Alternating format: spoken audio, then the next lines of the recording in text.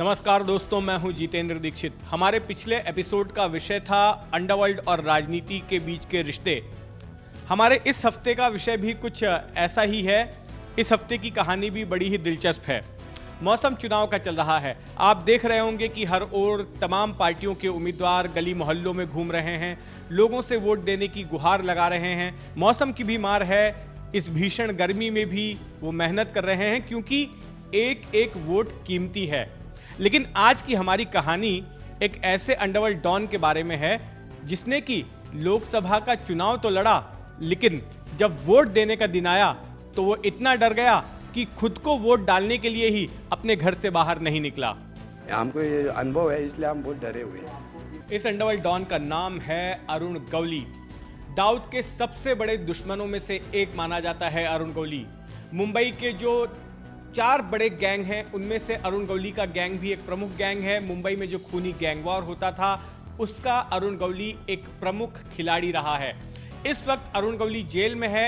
शिवसेना के एक पार्षद की हत्या के आरोप में उसे सजा सुनाई गई है और फिलहाल वो अपनी सजा काट रहा है। दक्षिण मध्य मुंबई के भाईकला इलाके में दगड़ी चाल इसका गढ़ रहा था और इसी दगड़ी चाल से वो अपने गैंग को ऑपरेट किया करता था।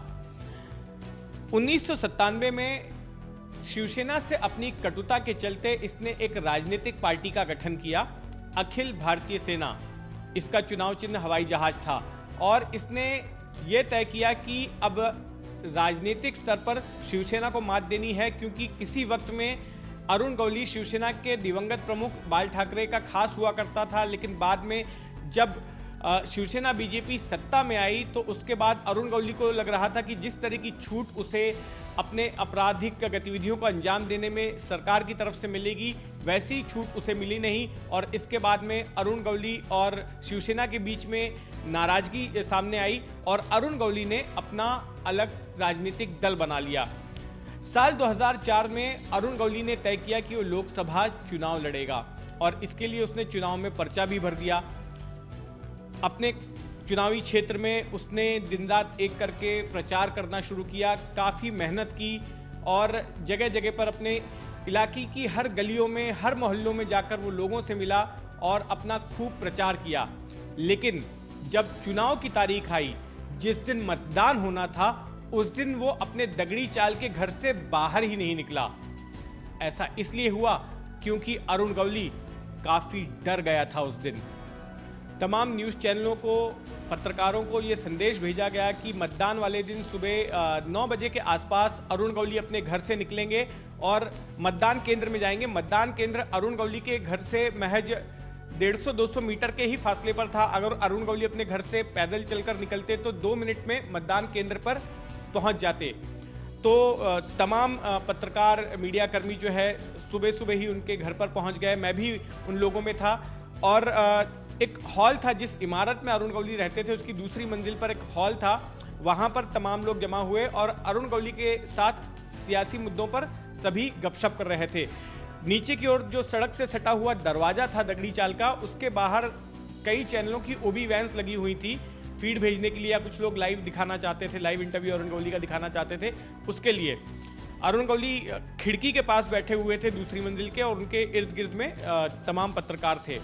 अचानक अरुण गौली की नजर जो है खिड़की से नीचे की तरफ गई और वहां पर उन्होंने एक शख्स को खड़े हुए देखा और उस शख्स को देखते ही अरुण गौली के चेहरे का रंग उतर गया। वे पसीना पसीना हो गए और बेहद घबराए हुए नजर आए। कुछ देर में ही वो उस कमरे से चले गए जहां पर कुछ पल पहले ही वो पत्रकारों से गपशप कर रहे थे। तो कौन था वो शख्स जिसे देखकर अरुण गौली अचानक इतना खौफजदा हो गए? जब उस कमरे में मौजूद पत्रकारों ने उसी खिड़की से नीचे की तरफ देखा तो पूरा मामला साफ हो गया। नीचे मुंबई पुलिस के इंस्पेक्टर विजय सालस्कर एक सफेद रंग की शर्ट पहन के खड़े हुए थे।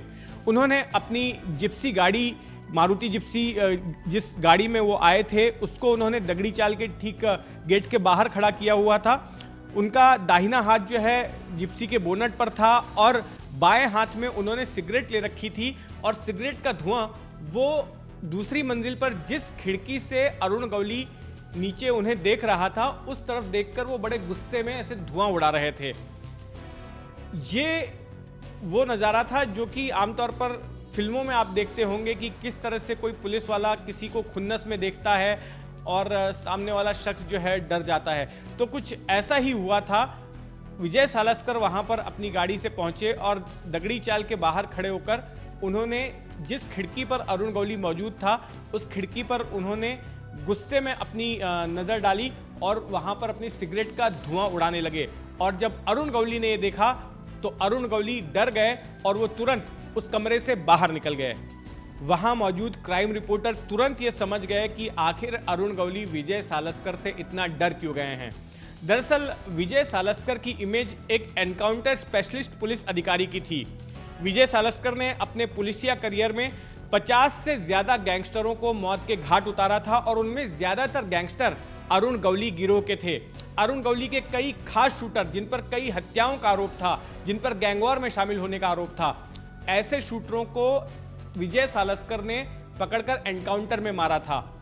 और यह बात अरुण गौली अच्छी तरह से जानता था कि अगर मुंबई पुलिस में उसका कोई सबसे बड़ा दुश्मन है तो वो है विजय सालस्कर। विजय सालस्कर ने एक बार दगड़ी चाल में जहां पर अरुण गौली रहता था वहां पर भी छापा मारा था और दगड़ी चाल के अंदर घुसकर भी एनकाउंटर किया था और अरुण गौली गिरोह के कई सारे सदस्यों को पकड़कर भी ले गया था। तो ऐसे में जब अरुण गौली ने विजय सालस्कर को अपने दरवाजे पर खड़ा देखा तो अरुण गौली डर गए। जिस तेवर के साथ विजय सालस्कर दगड़ी चाल के बाहर खड़े थे उसे देखकर अरुण गौली की हिम्मत नहीं पड़ी कि वो दगड़ी चाल से बाहर निकलें और वोट डालने के लिए जाएं। वहीं दूसरी तरफ पत्रकार जो है बेसब्री से इंतजार कर रहे थे अरुण गौली के बाहर निकलने का ताकि उन्हें वोट डालते हुए शूट किया जा सके, उसकी तस्वीरें ली जा सकें, क्योंकि अरुण गौली के बाद पत्रकारों के पास में और भी असाइनमेंट्स थे। मुंबई के जो दूसरे सेलिब्रिटीज वोट डालने जाने वाले थे उनके यहां पर भी जाना था, लेकिन काफी घंटे बीते जा रहे थे, अरुण गौली पत्रकारों के सामने आ ही नहीं रहे थे। तमाम पत्रकारों ने दबाव डाला। गौली गिरोह के जो बाकी सदस्य थे, उनकी पार्टी के लोग थे, उनको कहा कि हमें निकलना है, कम से कम अरुण गौली आकर ये तो बताएं कि माजरा क्या है, वो क्यों नहीं वोट डालने जा रहे हैं। जब काफी दबाव बनाया गया अरुण गौली के ऊपर तो फिर अरुण गौली वापस से उसी हॉल में आए और उन्होंने बातचीत करनी शुरू की। उस दौरान मैंने अरुण गौली का एक इंटरव्यू किया और उस इंटरव्यू में अरुण गौली ने साफ तौर पर यह कबूल किया कि मैं विजय सालस्कर की वजह से वोट डालने नहीं जा रहा हूं, विजय सालस्कर की वजह से मैं दगड़ी चाल से बाहर नहीं निकल रहा हूं, क्योंकि मुझे विजय सालस्कर से डर लगता है। विजय सालस्कर ने मेरे कई सारे लड़कों को फर्जी एनकाउंटर में मारा है और मुझे डर है कि वो मुझे भी मार डालेंगे। विजय सालस्कर पागल किस्म के आदमी हैं, वो कुछ भी कर सकते हैं, वो कोर्ट कचहरी से भी नहीं डरते हैं और इसलिए मैं वोट डालने नहीं जाऊंगा। उन्होंने विजय सालस्कर पर कई सारे आरोप भी लगाए। उन्होंने कहा कि ये नारकोटिक्स के मामलों में फंसे हुए अधिकारी हैं, सिर्फ अपने आला अधिकारियों को खुश करने के लिए सब काम करते हैं और काफी बुरा भला कहा विजय सालस्कर के बारे में। सालस्कर साहब कानून को मानता नहीं, वो खाली उसका ऑफिसर और गवर्नमेंट का जो ऑर्डर होगा वही देखता है। यानी इसने बहुत ऐसा 100 के ऊपर आदमी लोग का मर्डर किए है।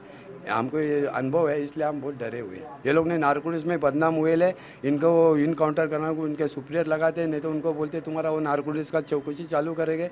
ऐसे लोग भी फंसे ले है, खुद को बचाने के लिए किसका भी जान ले लेते, आगे की बात आगे। तो ऐसे लोग है, इसने 100 के 200 को आदमी मारे ले। आज बम्बई शहर में उसकी दहशत है, वैसी दहशत किसकी नहीं है। सालस्कर का नाम लिया तो छोटा बच्चा डरता है, बाबा ये येड़ा आदमी है, कभी भी गोली से मार देगा। भी उन्होंने कहा कि मैं अब वोट डालने नहीं जाऊंगा। उन्होंने ये कहा कि मैं चुनाव आयोग से इसकी शिकायत करूंगा, मैं चुनाव आयोग से प्रोटेक्शन मांगूंगा कि मुझे सुरक्षा दी जाए ताकि मैं वोट डालने जा सकूं और मैं बाहर निकलूं। लेकिन तमाम पत्रकार जो है देर तक इंतजार करते रहे, पोलिंग का टाइम खत्म होने तक इंतजार करते रहे, लेकिन अरुण गौली खुद उम्मीदवार होते हुए उस दिन अपने आप को वोट डालने नहीं जा सके और इसके पीछे सिर्फ एक ही वजह थी और वो थी विजय सालस्कर की मौजूदगी उनके दगड़ी चाल के दरवाजे पर।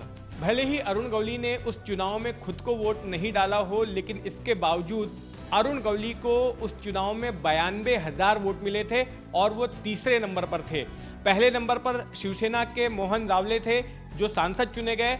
दूसरे नंबर पर अरुण गौली के ही भांजे सचिन अहिर जो कि राष्ट्रवादी कांग्रेस के टिकट पर चुनाव लड़ रहे थे वो थे और तीसरे नंबर पर 92,000 वोट लेकर अरुण गौली थे। अब यहां पर एक और दिलचस्प बात मैं आपको यह बता दूं कि साल 2008 में 26 नवंबर 2008 को मुंबई में जो आतंकी हमला हुआ था उसमें इंस्पेक्टर विजय सालस्कर शहीद हो गए। अजमल कसाब की उन्हें गोली लगी थी और कामा हॉस्पिटल लेन में उनका निधन हो गया। इसके बाद देश भर में उन्हें श्रद्धांजलि दी गई। उनके साथ जो हेमंत करकरे और अशोक कामटे जो बाकी के अधिकारी मारे गए थे उनकी तस्वीरें लगाई गई उन्हें श्रद्धांजलि देते हुए।